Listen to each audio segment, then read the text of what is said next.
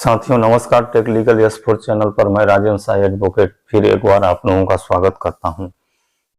साथियों कई YouTube चैनलों पर यह एक फर्जी न्यूज चल रही है कि सहारा के एम्बे वैली जो लोनावाला में है, बंबई में काफी कीमती वैली है, काफी कीमती जमीन है। उस जमीन का सौदा तय हो गया है और लगभग 1-2 दिन के अंदर उसका पैसा सहारा इंडिया को मिलने वाला है। इस तरह का भ्रामक जानकारी कई सोशल मीडिया पर चल रही है।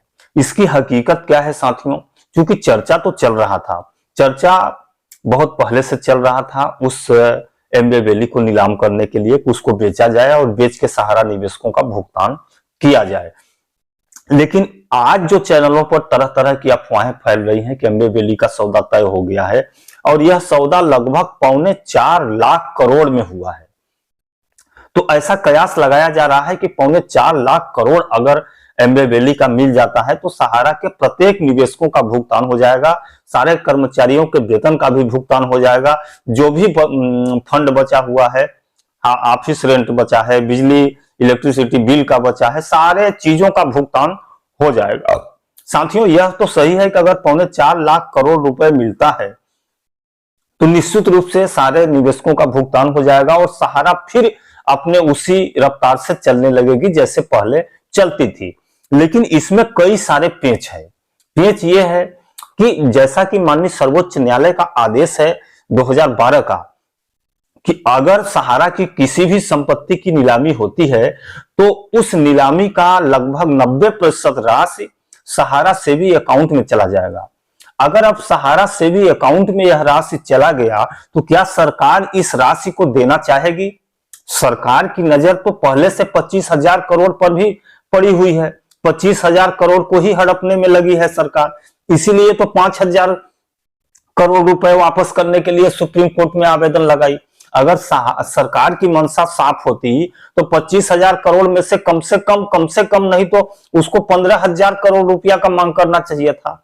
सरकार को जब आंकड़ा मालूम है, सारा आंकड़ा लोकसभा में सरकार के द्वारा ही दिया गया है कि लगभग 11 करोड़ निवेशक हैं, 11 करोड़ निवेशकों के लगभग 86,000 करोड़ रुपया बाकी है, तो 5,000 करोड़ रुपया डिमांड लगाने से क्या मतलब है?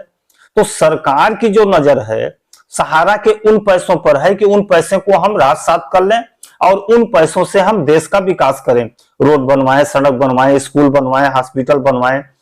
अगर इसी तरह से 4.25 लाख करोड़ रुपए भी सहारा सेवी अकाउंट में चला जाएगा तो वह राशि भी कदापि निवेशकों को मिलना संभव नहीं है। और इसी पर्पज से अभी तक सहारा प्रबंधन उस वैली को नीलाम करने के लिए तत्परता से लगी हुई नहीं थी कि हम उस एम्बे वैली को नीलाम कर दें।